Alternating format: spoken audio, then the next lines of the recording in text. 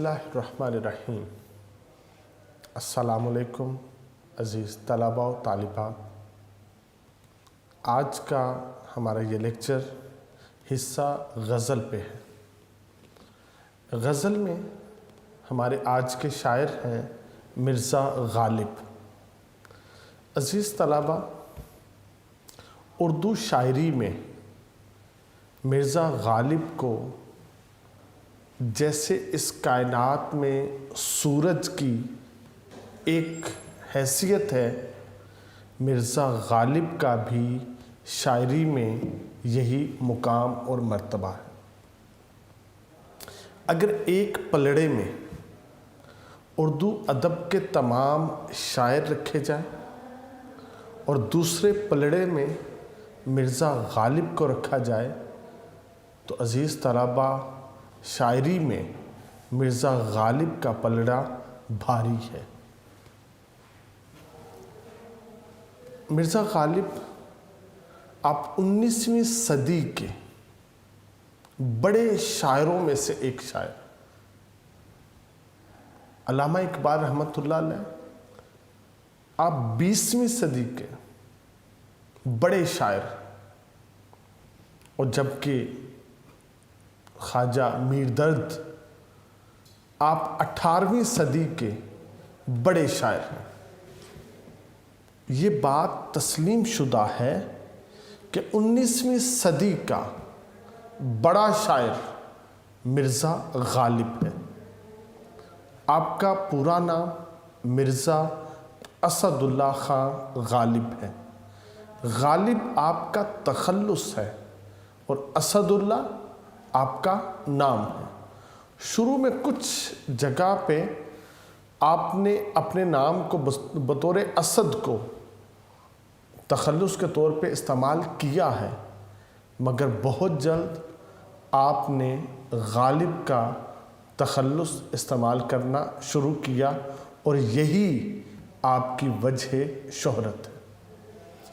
غالب کا ایک خاص انداز ہے، وہ یہ، آپ باقی تمام شعراء کی طرح آپ نے ایک دوسرے شاعروں کی جو ہے نا وہ کاپی پیسٹ نہیں کیا، ان کے وزن نہیں لیے، بلکہ آپ نے اردو ادب میں نئے نئے تجربے کیے، نئی نئی راہیں کھولیں، اور جس کی وجہ سے آپ استاذ الاساتذہ شعراء میں شامل ہیں۔ آپ کے شاگردوں میں مولانا الطاف حسین حالی کا نام ہے، نواب مصطفیٰ خان کا نام، اور بڑے شعراء آپ کے طلباء میں شامل ہیں۔ عزیز طلباء، مرزا غالب کو سمجھنے کے لیے تھوڑی غور و فکر کی ضرورت ہے۔ آپ نے عام لہجے میں بات نہیں کی، آپ نے اردو کے لہجے میں بات کی ہے، آپ نے اردو کے خاص لہجے میں بات کی ہے، جس کے لیے آپ کی بات کو سمجھنے کے لیے ہمیں اردو کے مقام اور مرتبے کے قریب آنا پڑتا ہے۔ آپ کے سلیبس میں مرزا غالب کی جو دونوں غزلیں ہیں بڑی پائے کی غزلیں ہیں۔ آج ہم پڑھیں گے مرزا غالب کی پہلی غزل۔ تمام طلباء، آپ اپنی کتابیں، اپنے یونیک نوٹس اوپن کریں۔ اب ہم شروع کرتے ہیں مرزا غالب کی پہلی غزل کو۔ عزیز طلباء، مرزا غالب کی پہلی غزل کا یہ پہلا شعر، آپ اپنی غزل کے پہلے شعر میں کہتے ہیں، بس کہ دشوار ہے ہر کام کا آسان ہونا۔ بس کہ دشوار ہے ہر کام کا آسان ہونا۔ آپ کہتے ہیں کہ ہر کام کا آسان ہونا دشوار ہے، مشکل ہے، کہ سارے کام جو ہیں یہ آسان نہیں ہوتے۔ بس کہ دشوار ہے، مشکل ہے ہر کام کا آسان ہونا، ہر کام کا آسان ہو جانا یہ مشکل ہے، آدمی کو بھی میسر نہیں انسان ہونا۔ کہتے ہیں کہ آدمی، اس کو بھی انسان ہونا میسر نہیں ہے۔ آدمی ہونا کوئی کمال نہیں ہے، انسان ہونا کمال ہے۔ انسانیت کے مقام تک پہنچنا یہ انسان کی معراج ہے۔ تو آپ کہتے ہیں آدمی کو بھی میسر نہیں انسان ہونا، ایسے ہی ہر کام کا آسان ہونا یہ مشکل ہے، جیسے ہر آدمی کا انسان ہونا ناممکن ہے، ویسے ہی آپ یہ کہتے ہیں۔ گویا مرزا غالب اس میں کہتے ہیں، مرکزی خیال ہے اس شعر کا، کمال انسانیت کے مرتبے پر پہنچنا آسان نہیں ہے، انسانیت کی معراج پہ فائز ہونا آسان نہیں ہے۔ تو کیا ہے؟ انسان تو سبھی ہیں، آدمی تو سبھی ہیں، مگر اخلاق کردار کی پاکیزیوں سے خالی ہے۔ جو صاحب اخلاق ہوگا، جو صاحب کردار ہوگا، وہ انسان ہوگا، باقی سب صرف آدمی ہوں گے کہ یہ آدم کی اولاد ہیں۔ وہ کون سی ایسی وجہ ہے جس وجہ سے انسان کو باقی تمام مخلوقات سے جدا کیا گیا، بلند مقام اور مرتبہ دیا گیا؟ باقی تمام کی تمام مخلوقات ہیچ ہو گئیں اور انسان دیکھتے ہی دیکھتے اشرف المخلوقات، خدا کا خلیفہ، نائب خدا کا مرتبہ پا گیا۔ اگر وہ دیکھتے ہیں تو وہ اس سوال کا جواب ہے جو فرشتوں نے اللہ رب العزت سے کیا تھا کہ اے خدا، تو اس کو پیدا کر رہا ہے جو زمین میں خون ریزیاں کرے گا، فتنہ و فساد برپا کرے گا۔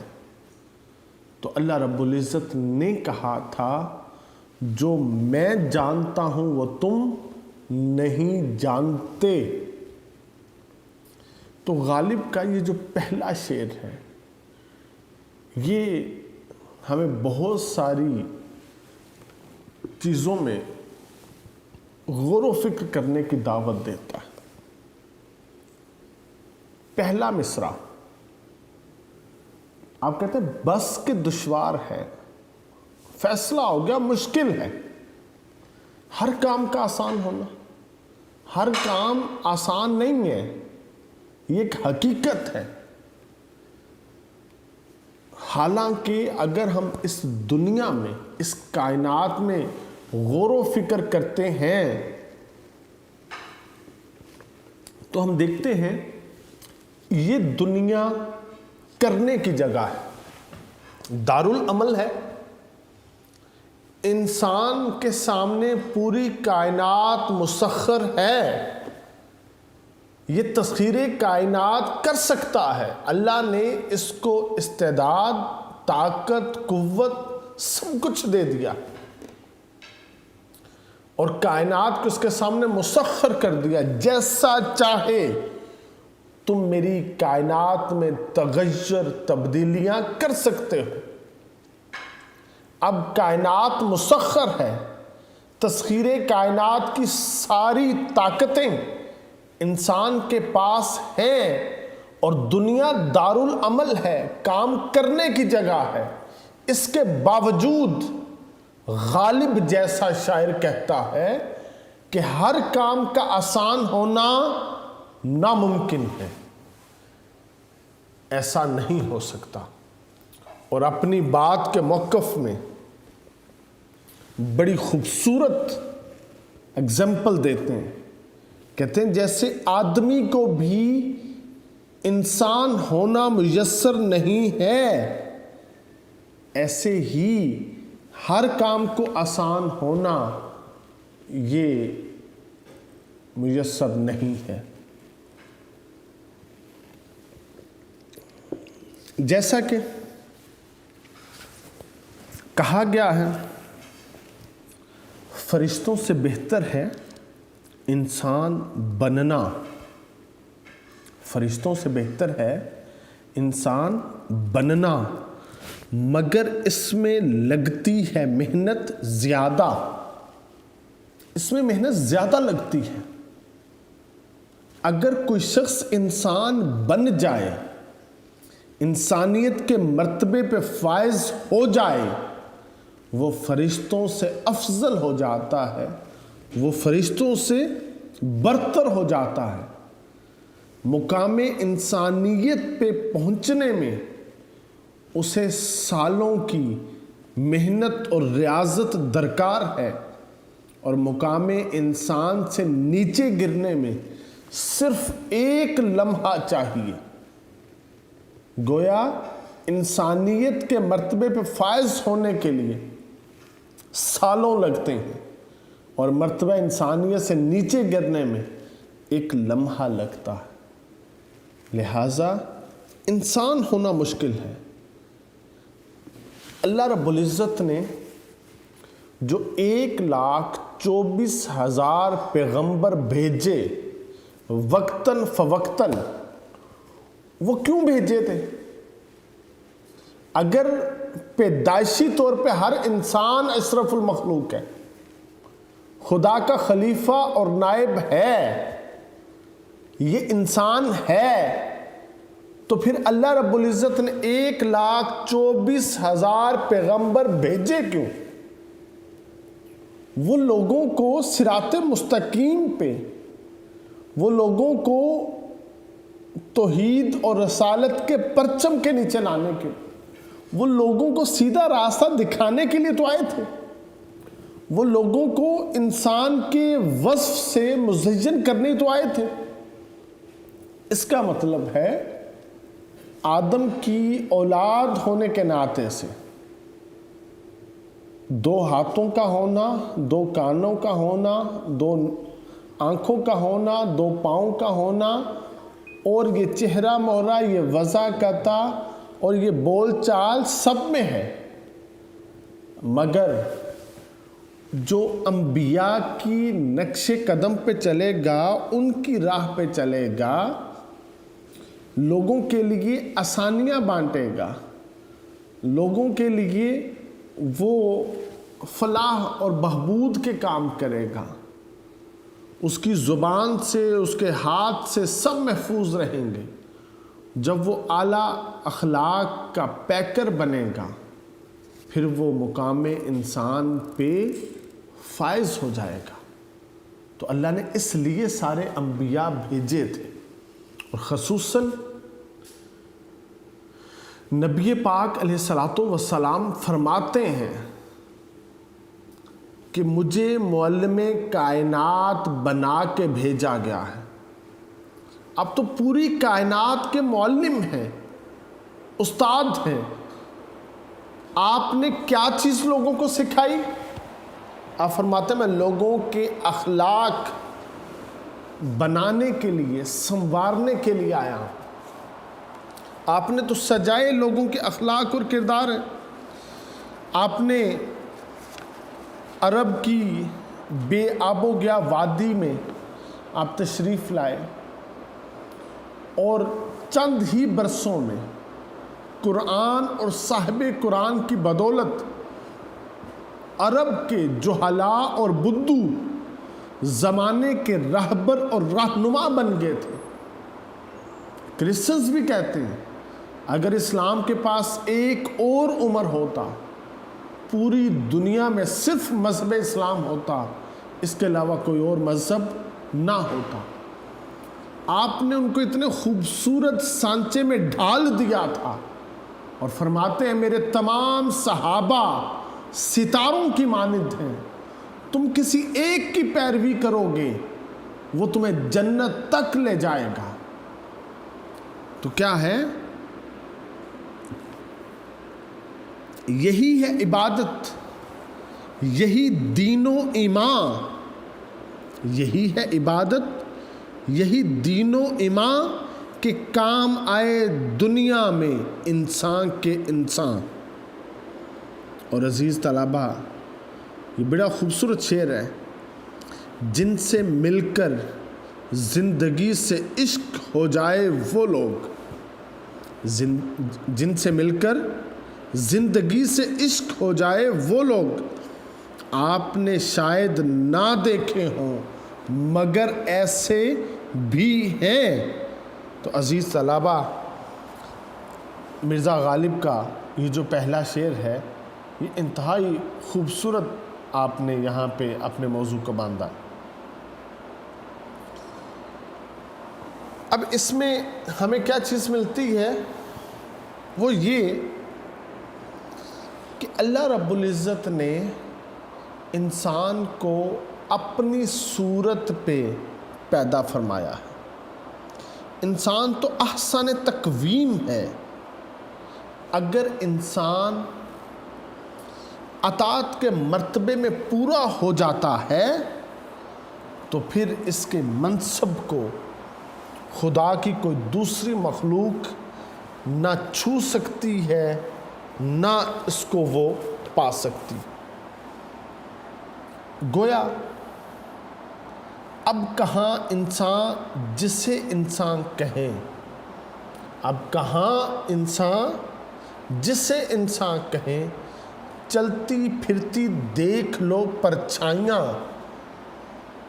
تو غالب آدمی اور انسان میں جب فرق کرتے ہیں تو وہ آدمی کو بنی نو آدم کے لیے استعمال کرتے ہیں، جبکہ انسان اس شخص کو سمجھتے ہیں جس کے دل میں ہمدردی کا جذبہ ہو، جس کے دل میں درد مندی کا جذبہ ہو، جو صرف اپنے لیے نہ جیتا ہو بلکہ وہ شخص کیا ہے، وہ دوسروں کے لیے زندہ رہتا ہو۔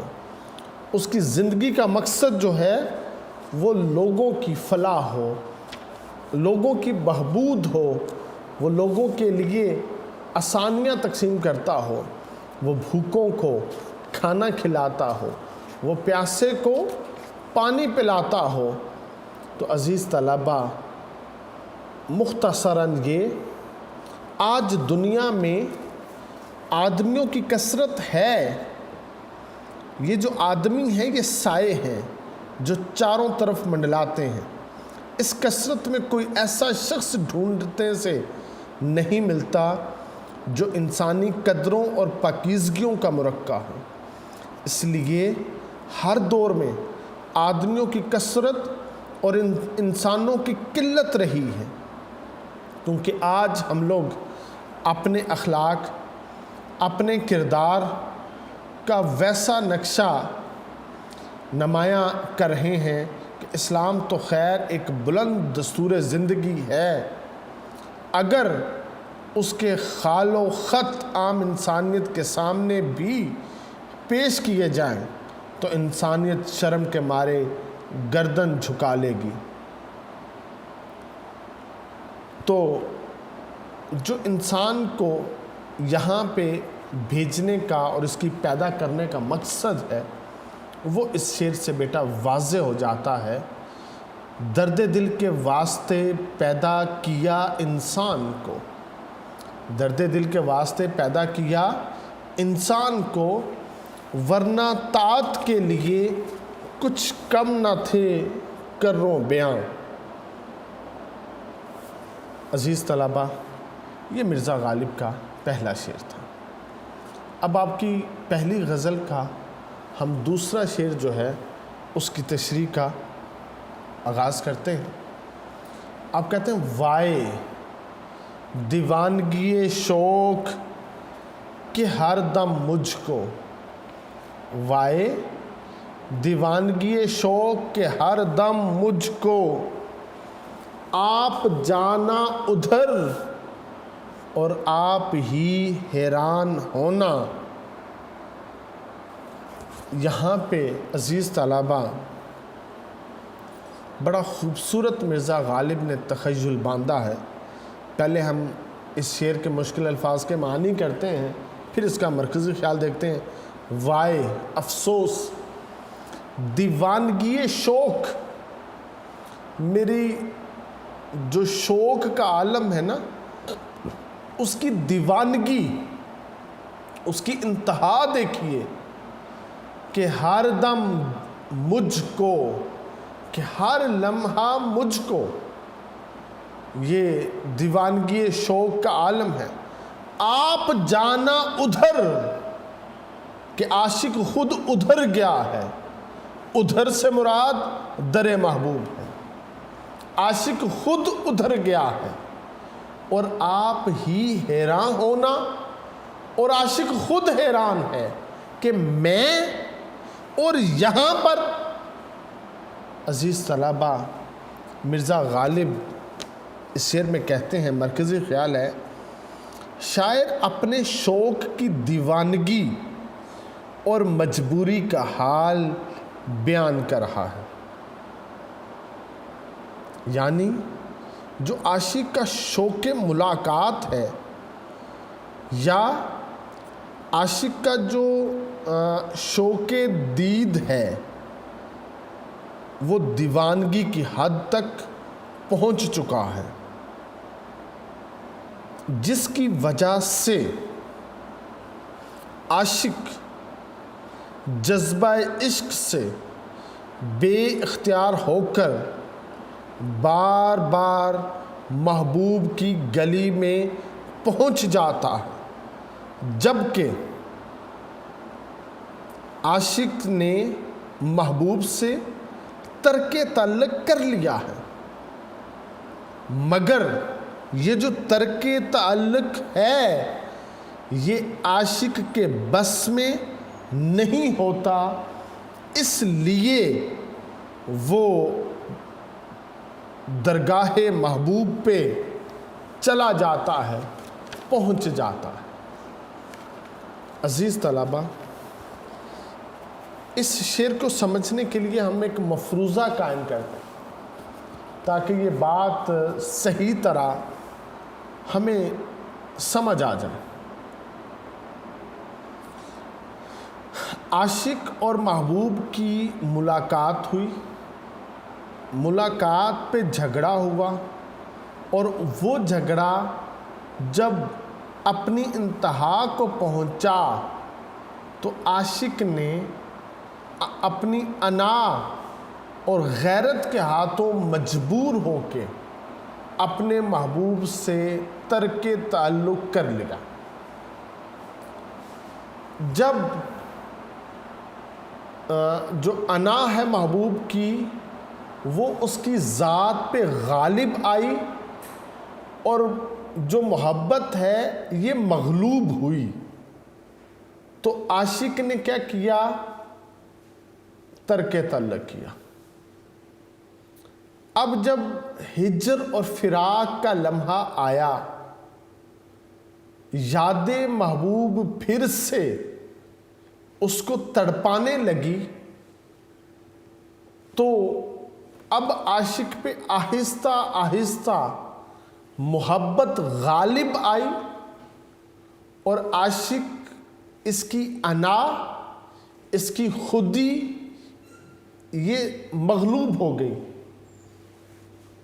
جب یہ مغلوب ہو جاتی ہے تو پھر سے کیا ہوتا ہے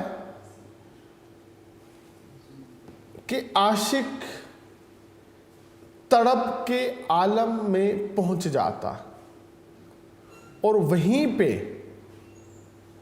دیوانگی کی کیفیات میں چور ہو کر یہ ننگے پاؤں در محبوب کی طرف مدہوشی میں چلنا شروع کر دیتا ہے۔ اب راستے کے کنکر پتھر شاعر کو وہ چبھن محسوس نہیں کرواتے، کیونکہ جو تڑپ کا جہان عاشق میں ہے اس کی وجہ سے جسم ان نکیلے پتھروں کی نوک اس کی چبھن بھی محسوس نہیں کر رہا، اور یہ بآسانی در محبوب پہ پہنچ جاتا۔ جب سامنے در محبوب آتا ہے، عاشق کی دیوانگی یا شوق دیوانگی یا اس کی محبت کو قرار نصیب ہو جاتا ہے، اور جب اس کو قرار آنا شروع ہو جاتا ہے تو جسم محبت کے غلبے سے آزاد ہونا شروع ہو جاتا۔ آہستہ آہستہ اس کے سارے حواس بحال ہو جاتے ہیں، اور جب حواس بحال ہوتے ہیں تو یہ اپنے آپ کو در محبوب پہ پاتا ہے، اور وہاں پہ کہتا ہے کہ میں، آپ جانا ادھر کہ میں، اور در محبوب پہ کیسے؟ یہ حیران ہوتا ہے کہ میں نے تو ترک محبت کیا تھا، میں تو ہجر اور فراق میں تھا، میں تو اپنے گھر میں تھا، میں اتنی مسافت طے کر کے کیسے در محبوب پہ پہنچا، مجھے تو خبر تک نہ ہوئی۔ اب کیا ہے؟ عاشق وہاں سے واپسی کے لیے قدم اٹھاتا ہے۔ جب وہ قدم اٹھاتا ہے تو پاؤں میں جو پتھر کی نوکیں چبھی تھیں اس سے جو زخم پیدا ہوا تھا، اس زخم میں درد کی ٹیس اٹھی۔ جب اس نے دوسرا پاؤں اٹھایا تو درد کی ٹیس میں اور زیادہ اضافہ ہو گیا، جس کی وجہ سے وہ اور حیران ہوا کہ میں در محبوب پہ اتنی مشقت کے ساتھ کیسے پہنچ گیا، حالانکہ اس کیفیت میں تو مجھ سے ایک قدم بھی واپسی کا نہیں اٹھایا جا رہا۔ تو اس وجہ سے مرزا غالب نے یہاں پہ یہ موضوع باندھا ہے اور کہا ہے ہمیں اپنی دیوانگی پر بڑا افسوس ہے کہ ہم خود ہی وہاں جاتے ہیں اور وہاں پہنچ کے ہم حیران رہ جاتے ہیں کہ ہم یہاں کیوں اور کیسے چلے آئے۔ یہ شوق تھا کہ جنوں تھا کہ تیرے کوچے میں، یہ شوق تھا کہ جنوں تھا کہ تیرے کوچے میں، ہزار بار گئے ہم ہزار بار آئے۔ انسان جس کیفیت سے در محبوب پہ جاتا ہے وہ یہی ہے، سر کے بل جاؤں گا یا پاؤں کے بل جاؤں گا کوچے دلدار میں، کل جاؤں گا۔ تو وہ وہاں پہ بار بار در محبوب پہ جانا چاہتا ہے۔ تو عزیز طلبہ، یہ شعر کا مجازی رنگ ہے۔ اس مجازی رنگ کی وجہ سے شاعر کہتا ہے میرا محبوب سے ملاقات یا دیدار کا جو شوق ہے وہ دیوانگی کی حد کو پہنچ گیا، اور میں پاگلوں کی طرح جذبہ عشق سے بے اختیار ہو کر بار بار محبوب کی گلی میں جاتا ہوں کہ کہیں سے مجھے ایک جلوہ نظر آ جائے، اور جا کر اس حقیقت کا علم ہوتا ہے کہ کوچہ محبوب تک پہنچنا تو آسان ہے، مگر بزم محبوب تک پہنچنا، رخ محبوب کو دیکھنا یہ ممکن نہیں۔ تو میں حیران ہو کر اپنے دل سے یہ سوال کرتا ہوں کہ میں یہاں کیوں آیا؟ بار بار آنا اور ناکام رہنا اور صورتحال کو جانتے ہوئے پھر آنا شوق کے ہاتھوں، اور یہی حرکت اس کی جو نا وہ حیرانی کا باعث بھی ہے۔ گویا شاعر یہاں پہ وہ کہتا ہے، دن میں 100 بار تیرے کوچے میں جانا مجھے، دن میں 100 بار تیرے کوچے میں جانا مجھے، اس میں سودائی کہے یا کوئی دیوانہ مجھے۔ مختصراً بیٹا یہ کہ میرے جنون نے مجھے عجیب چکروں میں ڈال رکھا، میں جنون کے ہاتھوں مجبور ہوں، خود ہی اس کے کوچے جاتا ہوں، خود ہی حیران ہوتا ہوں کہ میں اور کہاں، میں اور یہاں۔ حیرت اس امر پر ہے کہ جب اس تک پہنچنا ممکن نہیں ہے تو میں بیکار کوچہ گردی کرتا ہوں، اور حیرت اس بات پر ہے وہ لوگ کتنے خوش نصیب ہیں جنہیں کوچہ یار کے بعد بزم یار میں باریابی کا شرف ملتا ہے۔ دور سے کل ہم نے اس کے آستان کو دیکھ کر، دور سے کل ہم نے اس کے آستان کو دیکھ کر رو دیا کن حسرتوں سے آسمان کو دیکھ کر۔ تو عزیز طلبہ، مرزا غالب نے یہاں پہ اس بات کا تذکرہ کیا ہے، شوق تھا جو یار کے کوچے ہمیں لایا تھا، پاؤں میں طاقت کہاں تھی کہ اب گھر جائیے۔ اب ہم محبوب کے در پہ آ چکے ہیں، یہاں سے واپس جانا ہمارے لیے ناممکن ہے اور مشکل ہے۔ ہمارے لیے اتنا ہی تھا کہ ہم اپنے شوق کے ہاتھوں مجبور ہوئے اور ہم اپنے محبوب کے در کی جانب چل پڑے۔ ہمارے پاس عزیز طلبہ اس میں بے شمار واقعات جو ہیں وہ موجود ہیں، اس کے حقیقی کے اندر بھی اور اس کے مجازی کے اندر بھی، کہ جب ایک انسان عشق کے ہاتھوں گرفتار ہو جاتا ہے تو اقبال بھی کہتے ہیں آج وہ ناممکن کو ممکن کر سکتا ہے، آج اس کے راستے میں کوئی رکاوٹ بن کے کھڑی نہیں ہو سکتی۔ گویا یہ عشق ایسی طاقت ہے جو آپ سے ہر ناممکن کام بھی باحسن و خوبی کروا سکتی ہے۔ تو عزیز طلبہ، مرزا غالب کے یہ دونوں بڑے خوبصورت شعر، بڑے عمدہ شعر، ان کو اچھی طرح یاد کیجئے گا۔ اللہ رب العزت آپ کو علم نافع عطا فرمائے۔ والسلام۔